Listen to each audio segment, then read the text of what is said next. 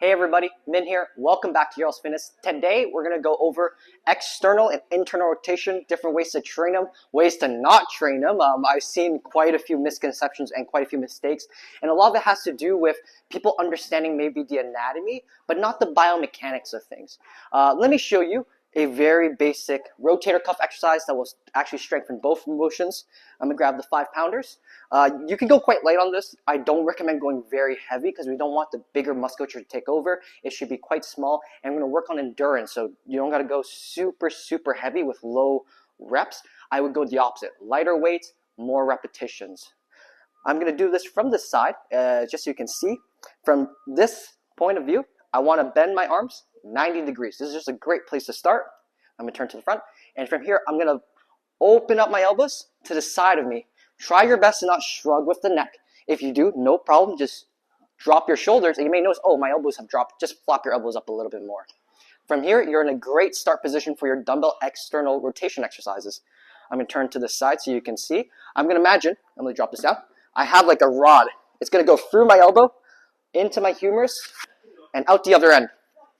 I don't want to move off of this line or the rod that's going through my body more or less. So from here, my elbows stay fixed in space. I want to bend my hips and bend my knees for stability. I'm going to rotate the dumbbells up into external rotation.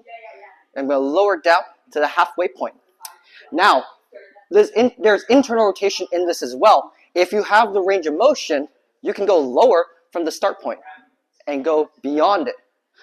Personally, my right arm goes a lot lower than my left, and that's because I have some shoulder injuries on the left side, so I'm going to match the range of motion on the side I may be struggling on. If you're way more symmetrical than me, that's awesome. You can keep the reps symmetrical. So I'm just going to restart. Elbows bend halfway, elbows out to the side.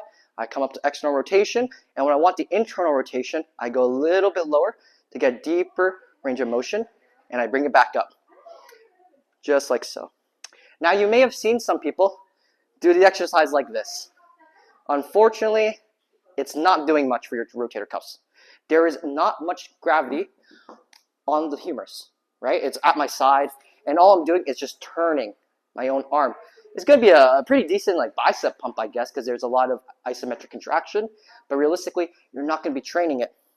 The simple fix is to add either a hinge or change the implement you're using. So I'm going to hip hinge now. I'm going to bend it to the side. I get my arms out. And here, I'm going to just bend it to the side, and I just rotate like this. This has load on my rotator cuffs, unlike this version, where it's just stacked up on my own body. If you don't have a dumbbell, or you want to do a different version that doesn't have a hinge, take a band or a cable machine, anchor it on something, I step to the side, and as you can see, I get a lot of internal rotation because the band's pulling my arm across. So when I sit into it and I externally rotate, I can get much deeper range of motion and the correct pull, right? I'm not going against gravity. I'm going with my rotator cuffs, which are on your shoulder blade and attached to your humerus here. All right? Just like so. Switch the sides around. Make sure you got it going on both sides. With internal rotation, I like it with the band as well.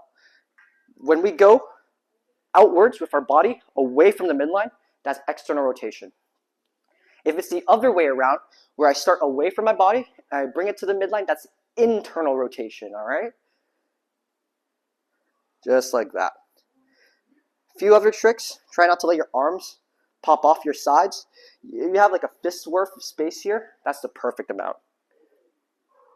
Just like that.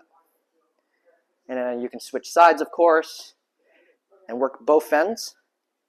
I find with the external rotators, people are much weaker there. So if you do this exercise, make sure the external rotation load is much lighter than the internal rotation load.